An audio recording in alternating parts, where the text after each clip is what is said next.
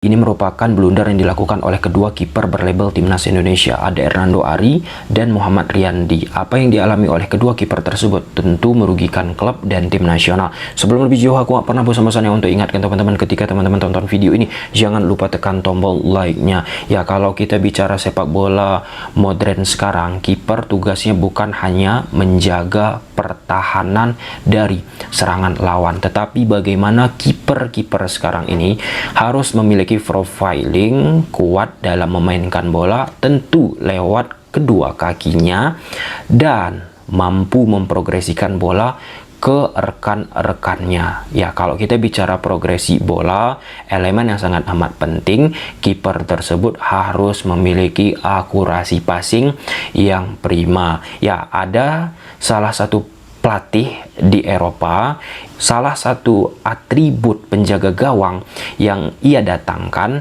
memiliki kemampuan dari sisi memainkan bola lewat passing, ya, 1-2 sentuhan. Ya, namanya Pep Guardiola. Saat Pep Guardiola di Barcelona, hal tersebut ia sulap ya ke sosok Victor Valdes. Meskipun secara penampilan Victor Valdes pun ada beberapa kali melakukan blunder, tapi niatan dari Pep Guardiola itu jelas, bagaimana ia ingin penjaga gawang kuat dalam memainkan bola, memprogresikan bola, bukan hanya sekedar menangkap bola. Pindah Pep Guardiola ke Bayern Munchen, ya, Neuer yang sudah kita tahu bagaimana kualitasnya, semakin mantap dibuat oleh Pep Guardiola, khususnya dari sisi memainkan bola tadi, memprogresikan bola. Dan pada saat Guardiola bersama Bayern Munchen, semakin kuat juga atribut ataupun identitas yang dimiliki oleh Neuer kalau ia merupakan sweeper kiper. Dan akhirnya apa yang diaplikasikan oleh Pep Guardiola di-influence banyak pelatih di dunia. Ketika pelatih A, B, C, D, E menjadi head coach, tentunya mereka pun mencoba mencari penjaga gawang yang mampu untuk memainkan bola. Dan ya, yang teranyar bersama Man City, Pep Guardiola pun mengutak-atik ya penjaga gawang dari Man City. Ada Joe Hart dipinjamkan ke Torino, didatangkan Claudio Bravo, dan sampai saat sekarang ini Ederson Moraes, teman-teman, itu merupakan menjadi andalan ya, sosok yang sangat amat penting bagi permainan Man City bersama Pep Guardiola. Kenapa? Karena pada esensinya Pep Guardiola itu suka membangun permainan dari langsung lewat penjaga gawang, 1-2 sentuhan, passing pendek. Ya, ada beberapa kali passing panjang langsung dilakukan, tetapi identitas yang dimiliki oleh Pep Guardiola itu passing 1-2 sentuhan dari bawah. Ederson memiliki atribut, memiliki ketenangan untuk melakukan itu, dan ya, bahkan memunculkan sebuah anekdot ataupun lelucon yang diutarakan oleh Pep Guardiola kalau dia ingin di Man City ini 11 pemain di atas lapangan harus dipenuhi oleh pemain-pemain yang berkarakteristik seperti gelandang.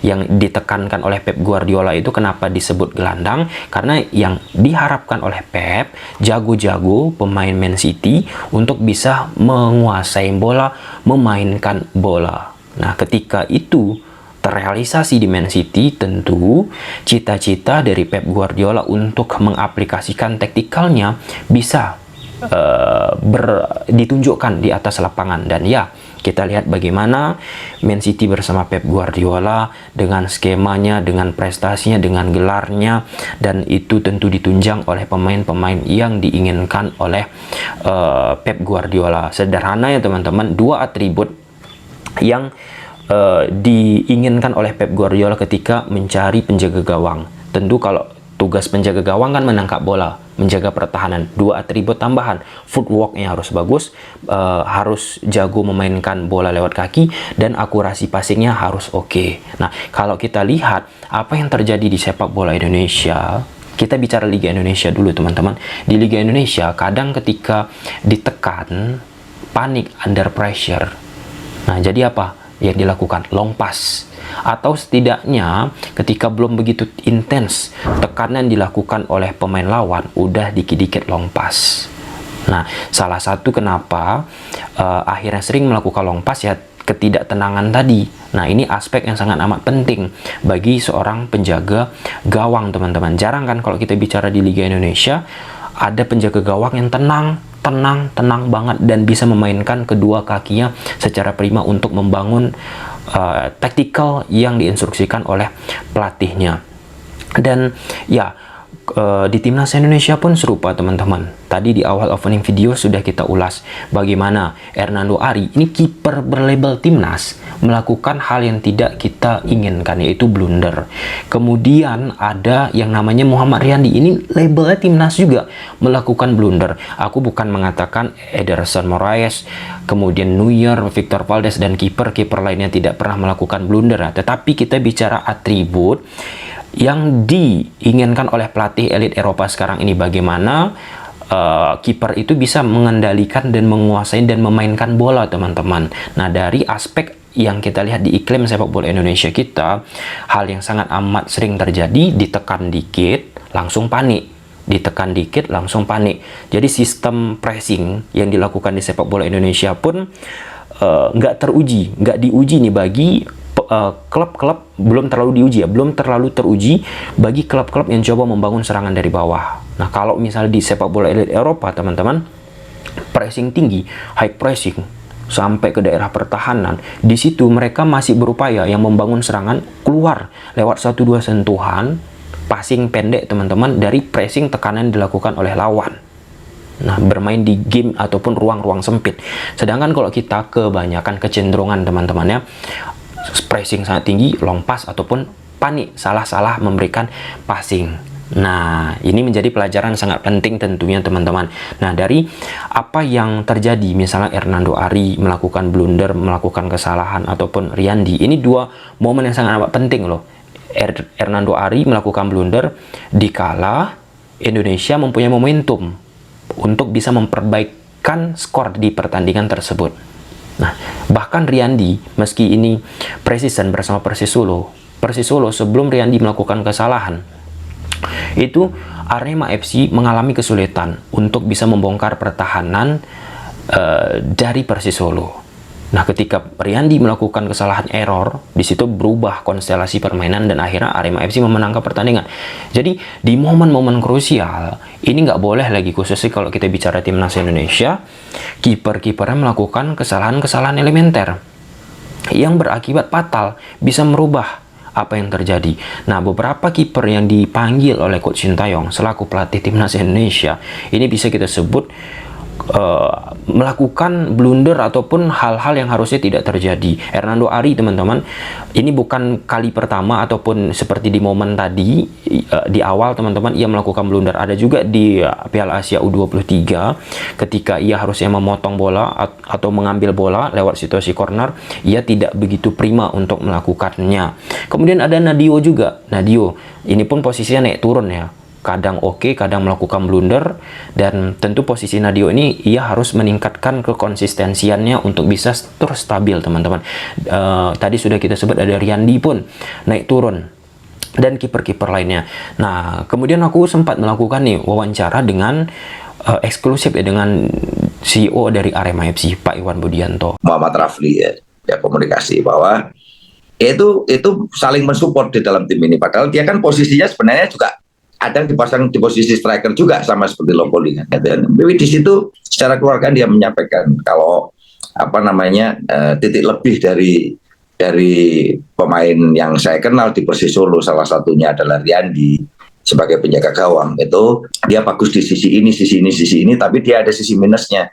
Dia cukup nervous itu ketika bola kembali ke dia, gitu, ke kaki dia, gitu, dari pemain belakang. Jadi if you have any possibility to untuk mendekat kepada dia, ketika dia menerima mempressure dia ketika bola itu balik, mungkin kamu bisa mendapatkan sesuatu. Nah, kalau Mas Tommy putar ulang itu pertandingan tadi malam, bagaimana ketika Lopoli setelah mencetak gol itu dia lari, dia datang ke Muhammad Rafli, dia peluk berulang kali. Mas bisa lihat itu. Contoh kita ambil case Riyandi ia melakukan blunder saat Persis melawan Arema FC. Gol yang dilakukan oleh striker Arema, Loko Lingoy, itu bukan kebetulan, tetapi sudah didapat bocoran dalam tanda petik dari Muhammad Rafli, pemain Arema FC.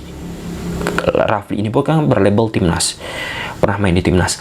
Kemudian ia sampaikan ke Loko Lingoy kalau misalnya Riyandi ini tidak tenang, suka gugup kalau bola dibalikkan ke posisi dia. Nah, ini aspek yang menjadi PR penting bagi kiper-kiper kita ketika bola itu dibalikkan ke kiper, harus tenang, jangan nervous. Nah, apa yang ditunjukkan oleh Hernando Ari di beberapa elemen, apa yang ditunjukkan oleh Riyandi di beberapa elemen, ini menjadi bahan evaluasi yang sangat amat penting. Oleh karenanya, sangat amat penting bagi timnas Indonesia sekarang ini memperbaiki posisi penjaga gawang tanpa mengurangi rasa hormat terhadap Hernando Ari, Riyandi, Nadeo, Sahrul Trisna, dan kiper-kiper lainnya yang dipanggil oleh Coach Shin Tae-yong. Nah, sekarang banyak yang berharap kalau misalnya penjaga gawang yang dimiliki oleh timnas Indonesia ini bisa nanti terperbaiki ketika Martin Faiz dapat izin untuk bermain bersama timnas Indonesia.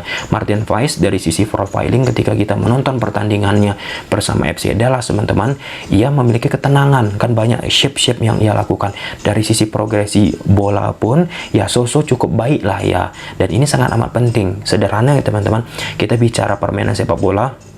Kalau misalnya back itu bagus, kiper itu bagus, itu akan membuat PD 11 pemain ataupun rekan-rekan lainnya di atas lapangan. Nah, hal tersebut tentu harus dilakukan oleh timnas Indonesia, mulai menguatkan dari posisi penjaga gawang, back, kemudian pemain-pemain lainnya akan confidence itu. Kalau misalnya melakukan blunder, kesalahan-kesalahan di saat sedang memiliki momentum, maka rekan-rekan lainnya pun akan drop.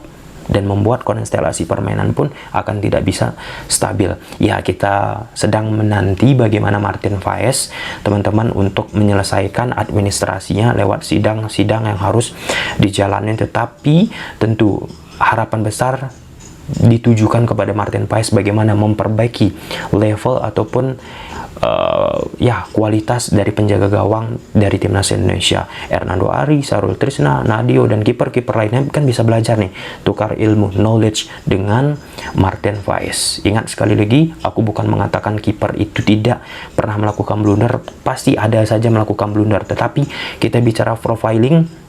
Bagaimana atribut kiper sekarang ini bukan hanya menangkap bola, menjaga pertahanan, tetapi harus kuat juga dari handling the ball ataupun mengalirkan bola, kuat dari kaki ke kakinya.